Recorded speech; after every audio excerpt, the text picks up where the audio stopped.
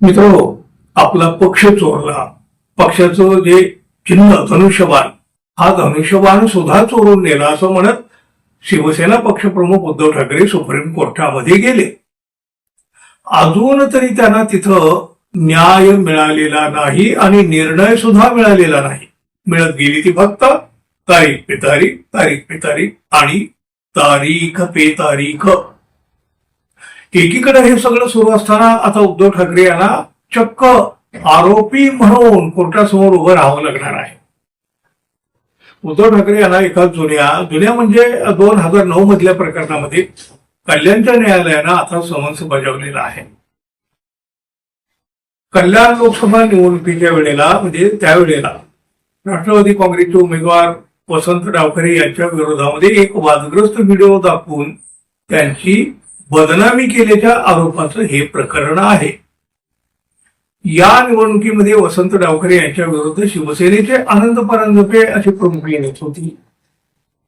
डोंबिवली इथं झालेल्या एका प्रचार सभेमध्ये उद्धव ठाकरे यांनी एक व्हिडिओ सार्वजनिकरित्या दाखवलेला होता. या व्हिडिओमध्ये वसंत डावखरे हे कार्यकर्त्यांना निवडणूक जिंकण्यासाठी पोलीस आणि निवडणूक अधिकाऱ्यांची भीती न बाळगता काम करण्याचं आवाहन करताना दाखवण्यात आलेलं होतं. हा व्हिडिओ म्हणजे निव्वळ बदनामी करण्याच्या हेतून सोयीस्करपणे संपादित करून म्हणजे मॉक करून दाखवण्यात आलेला आहे असं वसंत डावखरे यांचं म्हणणं होतं आणि त्यांनी याच प्रकरणामध्ये न्यायालयामध्ये दाद मागितलेली होती. या प्रकरणी उद्धव ठाकरे यांच्यासह एकनाथ शिंदे, आनंद परांजपे आणि रमाकांत देवळेकर यांच्या विरोधामध्ये हा खटला दाखल करण्यात आलेला होता.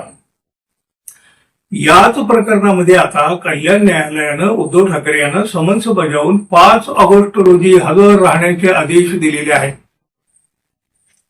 या खटल्यातील मुख्य तक्रारदार वसंत डावखरे यांचं तर आधीच निधन झालेलं आहे.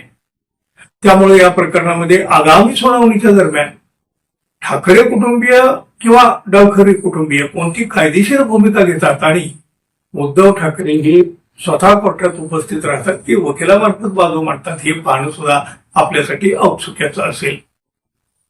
पण बघा, गेल्या काही वर्षापासून जाहीर सभामधून अगदी लाव रे तो व्हिडिओ म्हणत अनेक नेत्यांचे व्हिडिओ सार्वजनिकरित्या दाखवले जातात, परंतु हा विषय न्यायालयापर्यंत जात नाही.